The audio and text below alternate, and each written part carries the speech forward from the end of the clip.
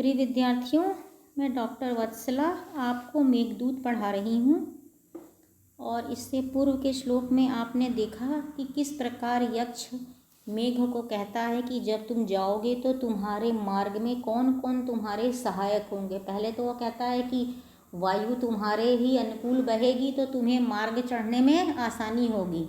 फिर वो क्या कहता है कि राजहंस कमलनाल के तंतुओं को लेकर मार्ग में खाते हुए जाएंगे तो वो तुम्हारे क्या होंगे, सहयात्री होंगे। अब अगले श्लोक में देखिए, वो कह रहे हैं आपृच्छस्व प्रिय सखम अमुम तुंग मालिंग्य शैलम वंद्यै पुंसां रघुपतैः अंकितं मेखलासु काले काले भवति भवतो यस्य संयोगं मेत्य स्नेह व्यक्तिश्चिरविरहजं मुञ्चतो वाष्प उष्णम्। एक बार पुनः देखिए, आपृच्छस्व प्रिय सखम अमुम तुंग मालिंग्य शैलम वंद्यै पुंसां रघुपतै अंकितं मेखलासु काले काले भवति भवतो यस्य संयोगं मेत्य स्नेह व्यक्तिचिरविरहजं मुञ्चतो वाष्प उष्णम्। यक्ष मेघ से कह रहा है कि पुंसाम मनुष्यों के लिए, प्राणियों के लिए, मानवों के लिए, वंद्य यानी वंदनीय, पूजनीय, पूजा करने योग्य, रघुपति पदहि, रघुपति श्री राम के पदे यानी चरणों से, मेखलासु पर्वतों के मध्य भागों पर, सप्तमी विभक्ति है, मेखलासु पर्वतों के मध्य भागों पर, अंकितम चिन्हित, प्रिय सखम प्रिय मित्र, अमुम इस, तुंगम ऊंचे उन्नत, शैलम रामगिरी पर्वत का, आलिंग्य आलिंगन करके, आपृच्छस्व विदा ले लो, इस रामगिरी पर्वत का आलिंगन करके अब तुम विदा ले लो क्योंकि तुम्हें कैलाश मानसरोवर तक जाना है। काले काले यानी समय समय पर, भवतः आपके, संयोगम यानी सहचार्य को, संपर्क को, एत्य पाकर, चिरविजहम, चिर यानी चिरकालिक विरह से उत्पन्न, दीर्घकालिक विरह से उत्पन्न, दीर्घकालिक वियोग से जायमान, उष्णम गरम,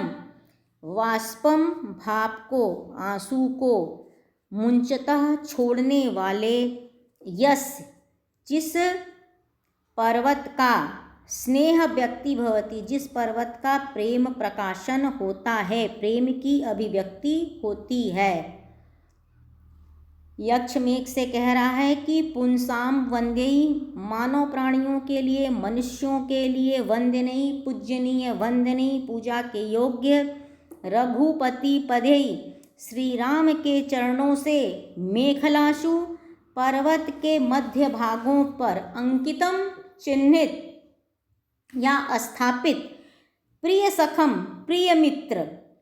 अमुम तुंगम, अमुम यानी इस,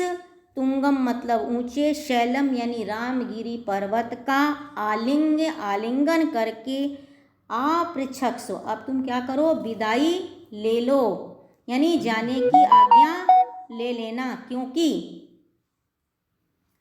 काले काले समय समय पर, भवतः आपके, संयोगम साहचर्य को, संपर्क को, एत यानी पाकर, चिरविरजहम चिरकालिक विरह से उत्पन्न, दीर्घकालिक वियोग से जायमान, उष्णम गरम, वाष्पम भाप को, आंसू को छोड़ने वाले, यस्य जिसकी यानी उस रामगिरी पर्वत की, स्नेह व्यक्ति प्रेमाभिव्यक्ति होती है, प्रेम का प्रकाशन होता है। प्रत्येक वर्षा ऋतु में आपके संपर्क को पाकर वह रामगिरी पर्वत दीर्घकालीन विरह से उत्पन्न गर्म आंसुओं को छोड़ते हुए आपके प्रति प्रेम का प्रकाशन करता है। गर्मी के मौसम में क्या है, रामगिरी पर्वत तपता रहता है, और जब वर्षा काल आती है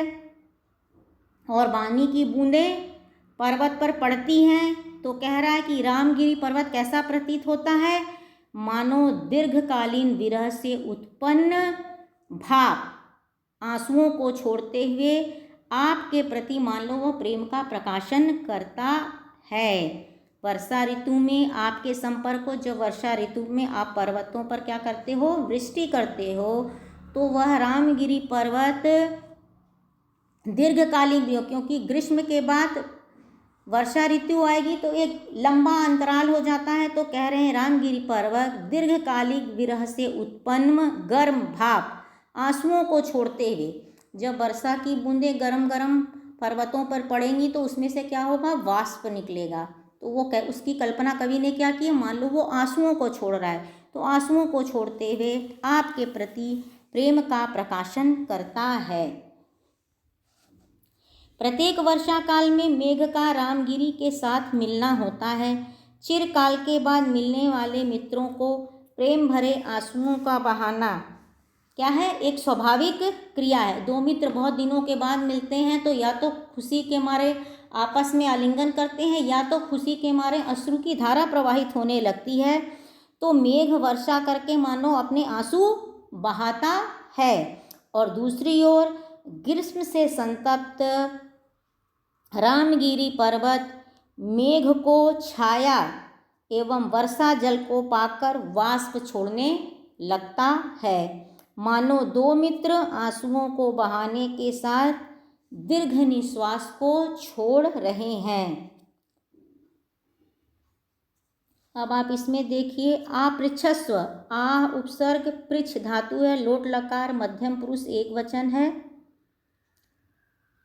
और इसमें है आपका एत्य में आ प्लस इण कत्वा ल्यप होकर एत्य शब्द बनता है। और कह रहे हैं कवि ने चंद्र और सागर, सूर्य एवं कमल, मेघ और मयूर की स्वाभाविक मैत्री के समान मेघ और पर्वत की शाश्वत एवं स्वाभाविक मैत्री की ओर भी इशारा किया है। वो मैत्री कैसी है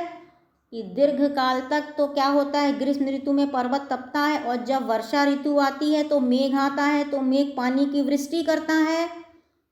तो जब पानी की वृष्टि होती है तो पर्वत से भाप उड़ता है, तो मानो गर्म भाप आंसुओं को छोड़ते हुए वो आपके प्रति प्रेम का प्रकाशन करता है। रामगिरी पर्वत वाष्प को छोड़ते हुए आपके प्रति प्रेम का प्रकाशन करता है।